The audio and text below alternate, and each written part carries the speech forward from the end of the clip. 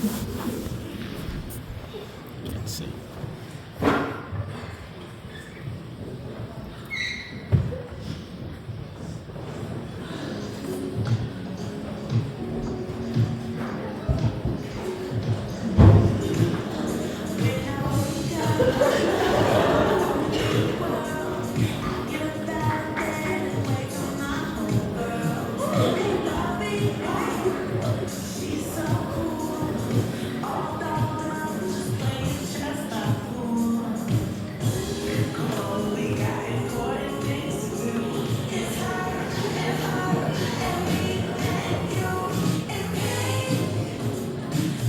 After a refreshing 9.5 hours of sleep, 20 steps skincare routine, and cultivating habits of well-being with a mindfulness session, the Congress student tidied up their room and prepared for their hockey practice later today.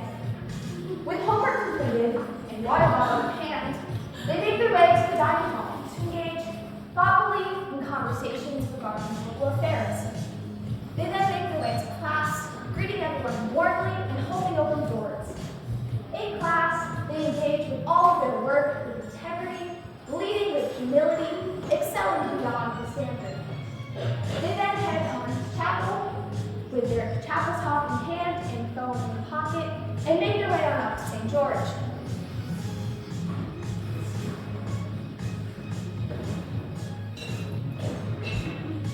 And begin.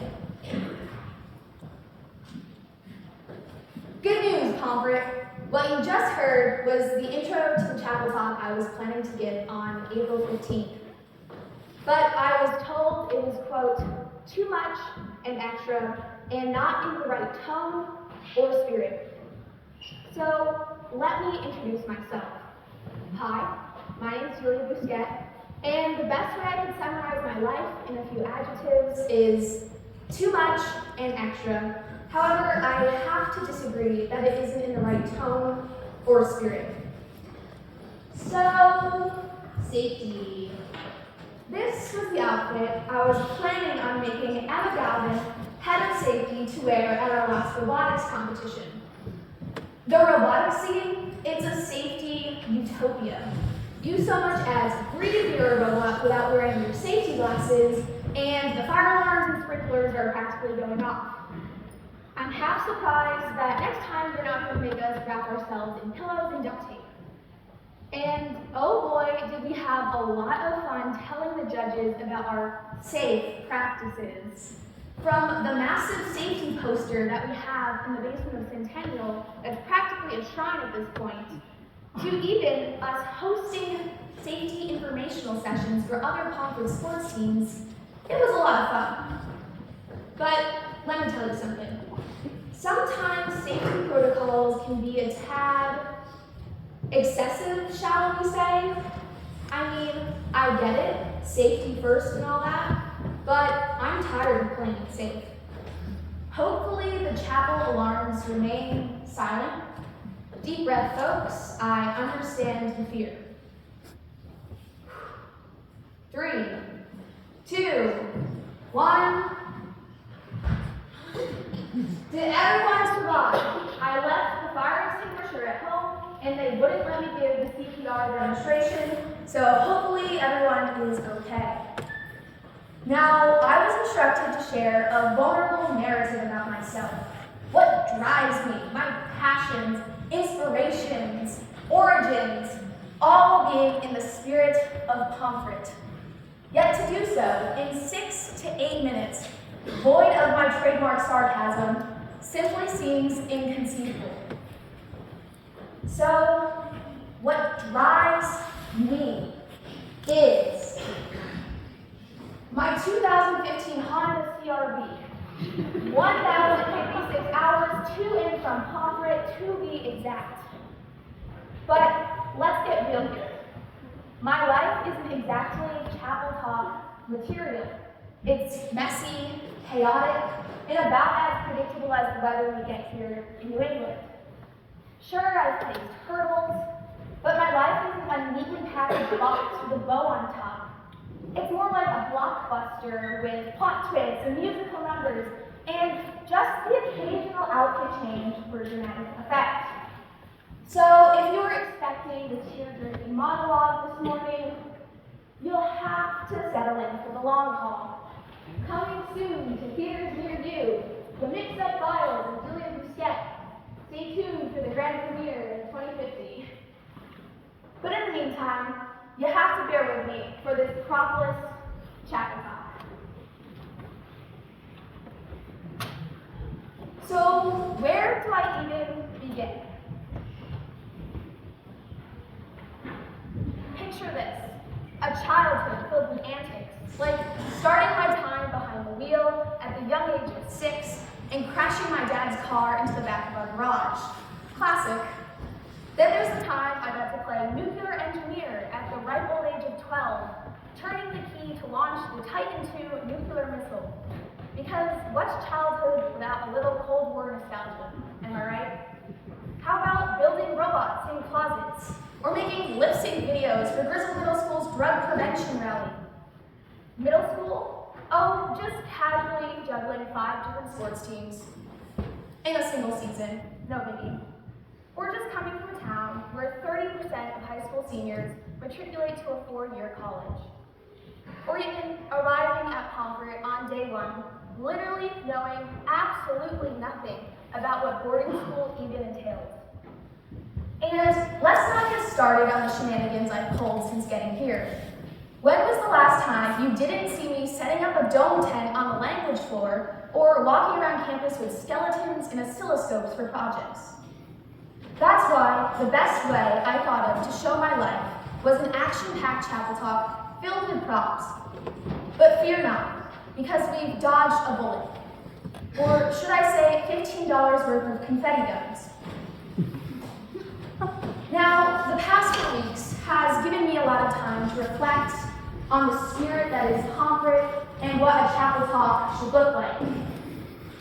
I broke out the books and even had time to skim through The Spirit That Is Pomfret, a 324-page book, so that I could best give you the chapel talk that was in the correct spirit.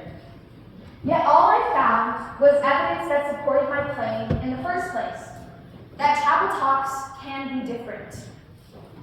From pranks involving students going into the woods and trapping skunks and hiding them in dorm rooms, to bets with the heads of school that campus security was so good that a student could not sneak out of their dorm room in the middle of the night and steal something across campus, resulting in the head's silver tea set being on display in the dining hall, to a Mr. Mullen, who would hide behind a wall near a staircase, jumping out for students walking by, tripping them down the staircase to, quote, test their reflexes, and even controversial magazines being sold to fund end-of-year steak dinners and more.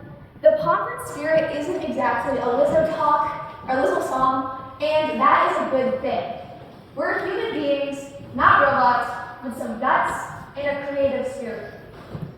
When World War II was ongoing, teachers used to head up to the top of Clark Chapel and run patrol for planes, while students took classes in first aid, mechanical handicrafts, map making, and even hygiene. When COVID occurred, we set up plexiglass in our dining halls and wore masks while running cross country. Sure, it was hard to resume in-person school, but we made it work. The creative pranks, stories, and props may seem silly, but they're what formulates the leaders of tomorrow. To be the next generation of change makers and problem solvers, we need to start embracing the unconventional. Because insanity is doing the same thing over and over again and expecting different results. As a wise person once told me, there's more than one way to pluck a chicken. And that's truly what I believe the spirit of Pomfret is. Creative problem solving and having the guts to do something different. So, sing along with Mr. Dyer in the middle of Lowe's.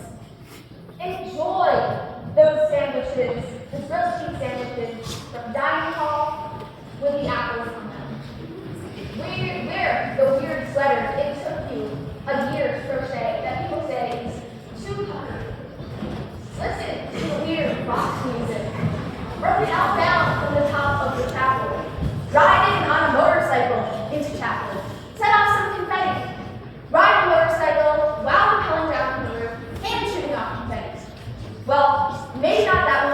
like I said, I left the fire extinguisher at home, and they wouldn't let me give the CPR demonstration. Quick pause, I just need to make sure I have the best chapel Instagram post ever.